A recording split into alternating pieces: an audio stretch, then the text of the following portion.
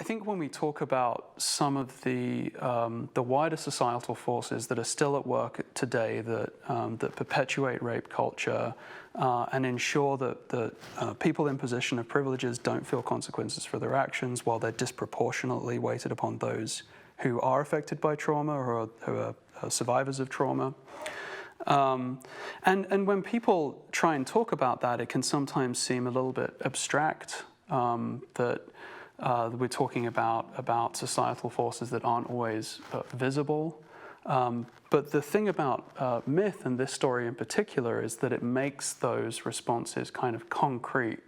So, for example, the idea that Io is not only silenced, not only marginalized, not only imprisoned, but even loses her humanity in a literal sense by becoming a cow, similarly with Daphne, that this is something that I think is particular to myth, but also something that is particular to learning how to talk about violence without getting too close to the original experience.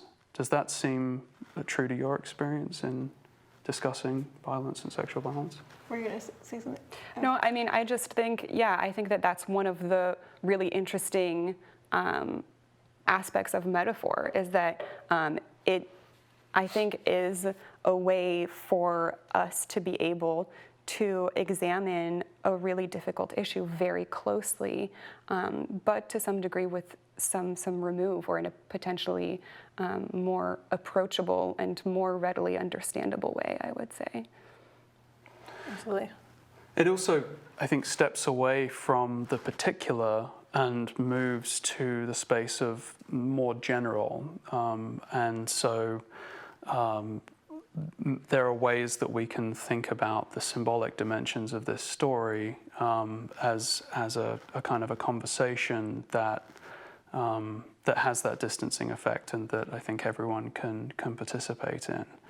So in terms of that, in terms of recognizing that we show up to texts differently in different parts of our lives, or differently compared to those of us who we might be reading a text with, I think the value of empathy, not just with the characters in the text, but with one another in having that conversation, is a really valuable part of the work that we're doing here. And to my mind, empathy always begins with ourselves.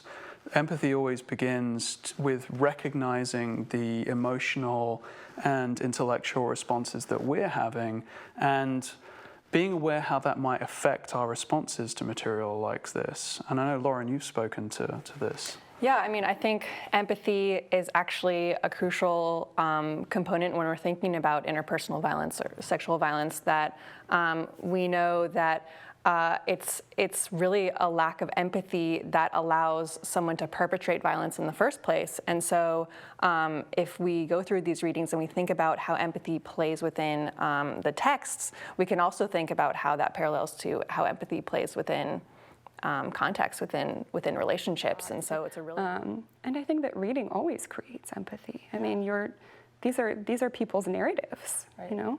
I think the humanities are empathetic. So let's teach it that way. And we need to have, I think we sometimes forget that word human is in the humanities, and it's about kind of cultivating and recognizing that in everyone who participates or doesn't participate, for that matter.